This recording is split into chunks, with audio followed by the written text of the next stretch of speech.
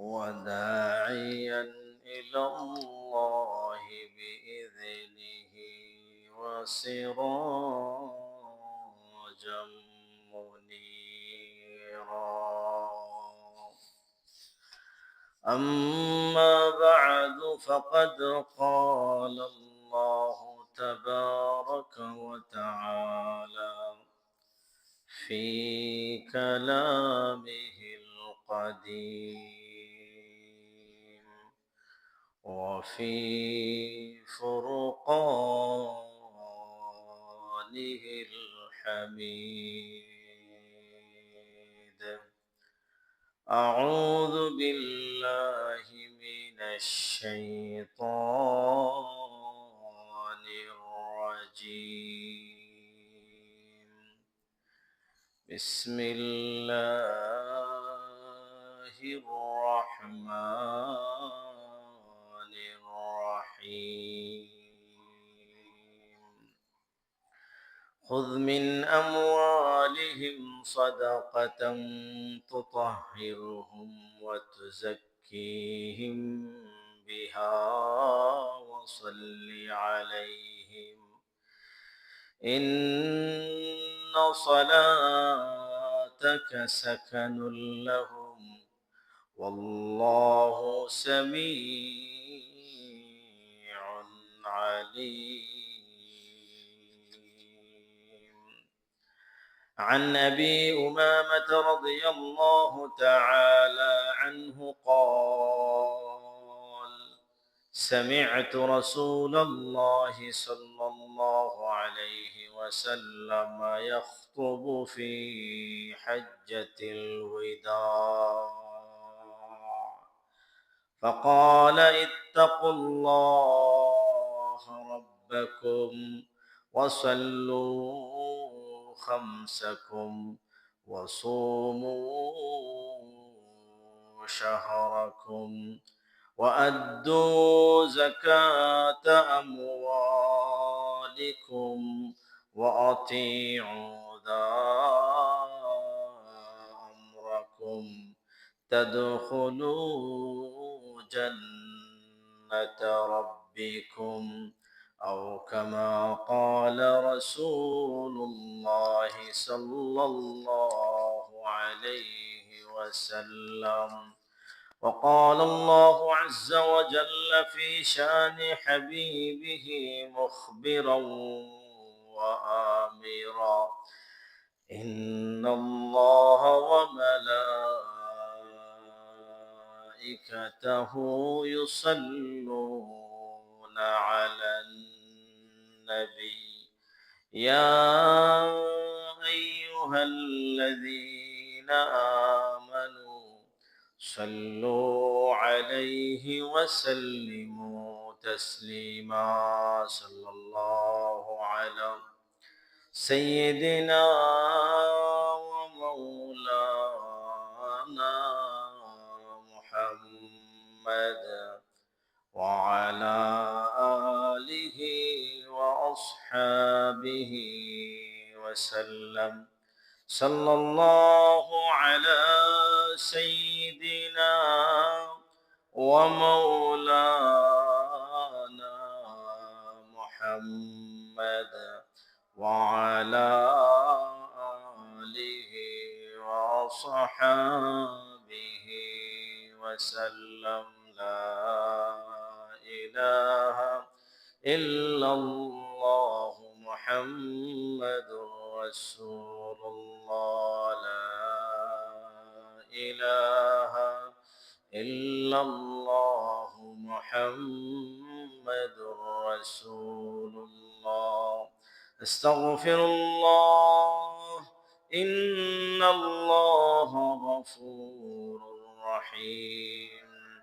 أستغفر الله ربي من كل ذنب وأتوب إليه ولا حول ولا قوة إلا بالله العلي العظيم.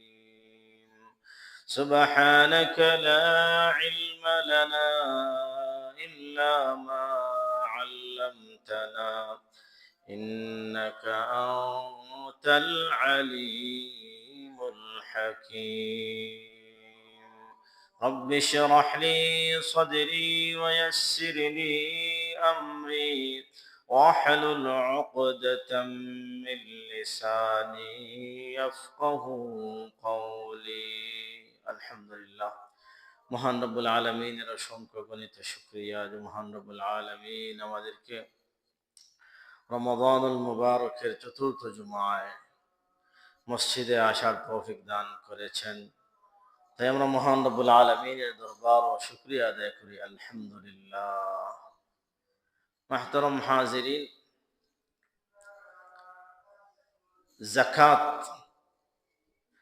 যাকাত ইসলামের পঞ্চবৃত্তি, অর্থাৎ ইসলামকে যে পাঁচটা জিনিসের উপরে ভিত্তি রাখা হয়েছে, যে পাঁচটা জিনিস ইসলামের বুনিয়াদ, ফাউন্ডেশন, যে পাঁচটা জিনিসের উপরে ইসলাম কি হয়েছে, অর্থাৎ দাঁড়িয়ে আছে।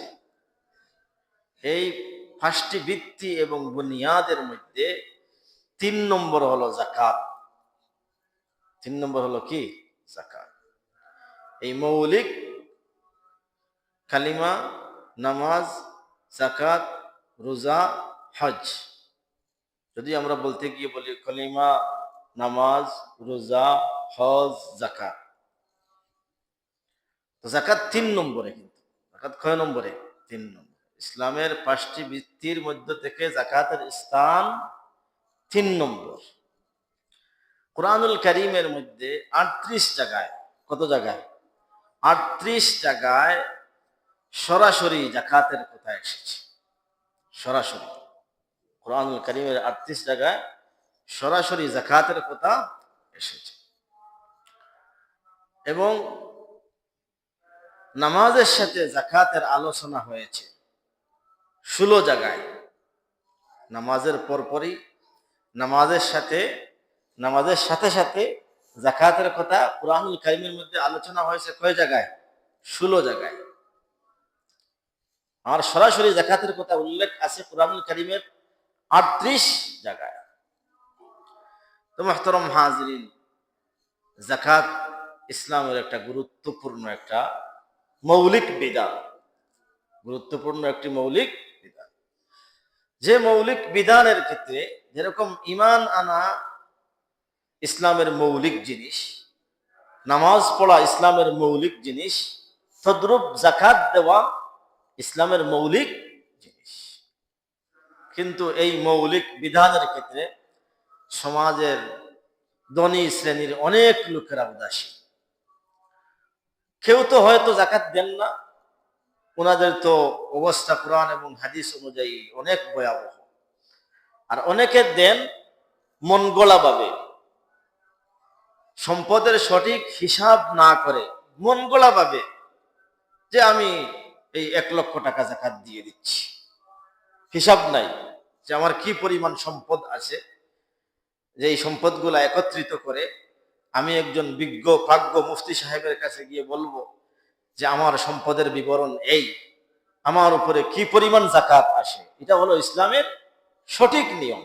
আমার সম্পূর্ণ সম্পদের যাকাত, সম্পূর্ণ সম্পদকে আমি তন্ন তন্ন করে হিসাব করে বিজ্ঞ প্রাজ্ঞ মুফতি সাহেবের কাছে উপস্থাপন করব। মুফতি সাহেব, আমার এই পরিমাণ সম্পদ, তাহলে আমার যাকাত কত টাকা আসবে। আমি মনে মনে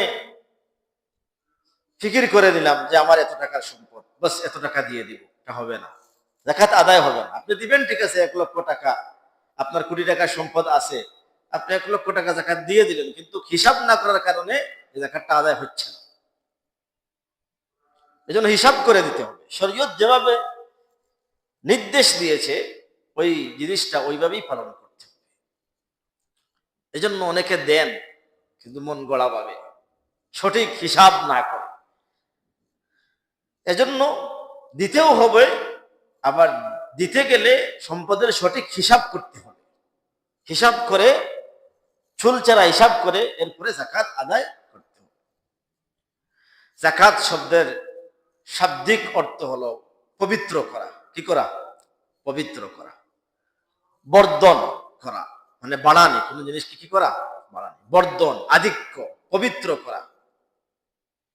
বর্ধন, আধিক্য, পবিত্র করা ইত্যাদি হলো যাকাত শব্দের শাব্দিক অর্থ।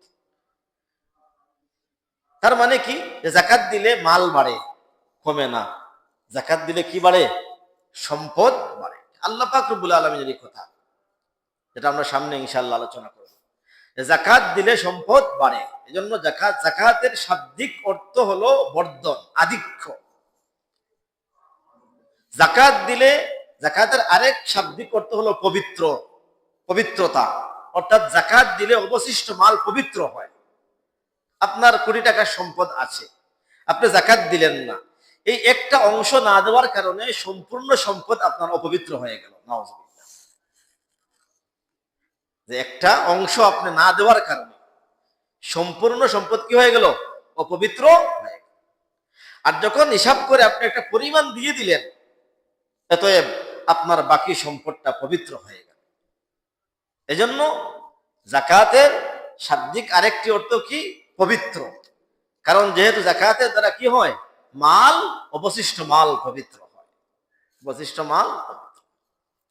শরীয়তের পরিভাষায় যাকাত বলা হয়, যেটা খানজুদ দাকাইক কিতাবের ব্যাখ্যা গ্রন্থ, প্রসিদ্ধ ব্যাখ্যা গ্রন্থ আল বাহরুর রায়েক 7 নম্বর খণ্ডের মধ্যে যাকাতের পারিভাষিক সংজ্ঞা দেওয়া হয়েছে এইভাবে: হিয়া তামলিকুল মালি লিফাকিরি মুসলিমিন গায়রি হাশিমি ওয়ালা মাওলা বিশর্তি কাতইল মানফাআতি আনিল মুমাল্লিক মিন কুল্লি ওয়াজহিন লিল্লাহি তাআলা। তার মানে কি? যাকাত দরিদ্র মুসলমানকে দেওয়া। এতে বোঝা গেল কোনো কাফিরকে যাকাত দিলে আদায় হবে না। যাকাত দরিদ্র মুসলমানকে দেওয়া। এবং এই দরিদ্র মুসলমান রসুলের যে বংশ, হাশিমি বংশের কোনো মানুষ হতে হবে পারবে না। যেহেতু হাশিমি বংশের লোক আমাদের সমাজে নাই, আমাদের এই সময়ে নাই, যেহেতু বিধান শরীয়তে নির্ধারণ করে দিয়েছে যে হাশিমি রসুলের যে বংশ, হাশিমি বংশ, এই বংশের হল কাউকে যাকাত দেওয়া যাবে না।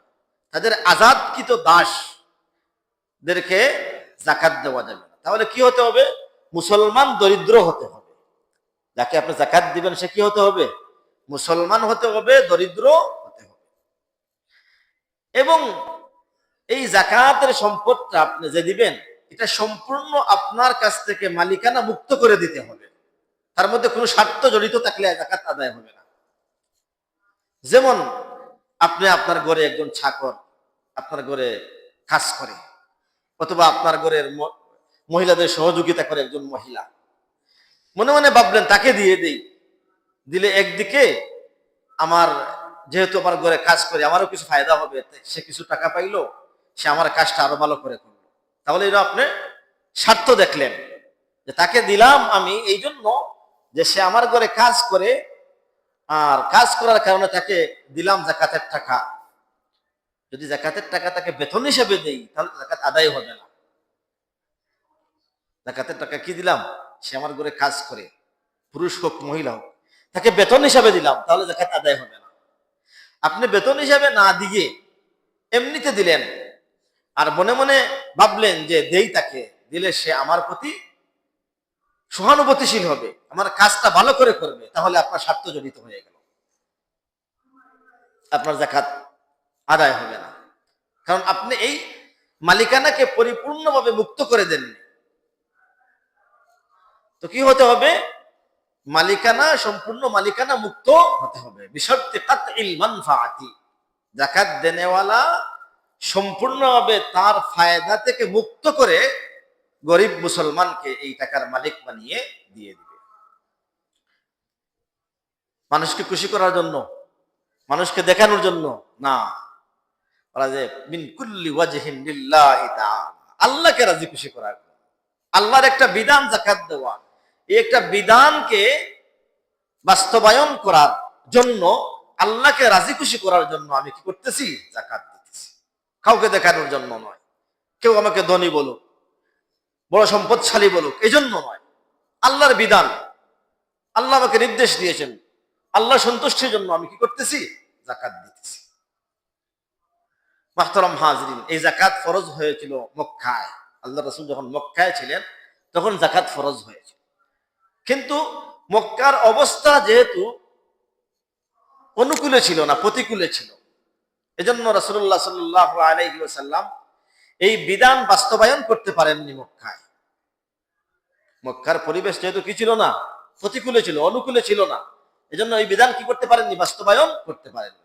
যখন রাসূলুল্লাহ সাল্লাল্লাহু আলাইহি ওয়াসাল্লাম মক্কা থেকে মদিনায় হিজরত করলেন, তখন মদিনায় গিয়ে কি করলেন, এই বিধানটা বাস্তবায়ন করলেন। রাষ্ট্রীয়ভাবে একজন ব্যক্তির মাধ্যমে জাকাত, মানুষের কাছ থেকে জাকাত উসুল করে গরিবদের মাঝে আল্লাহর রাসূল রাষ্ট্রীয়ভাবে বন্টন করে দিতেন। একজন উসুলদাতা প্রত্যেক ধনীদের কাছে যাইত, গিয়ে তার সম্পদের চুলচেরা বিশ্লেষণ করে হিসাব করে জাকাত নিয়ে আসত।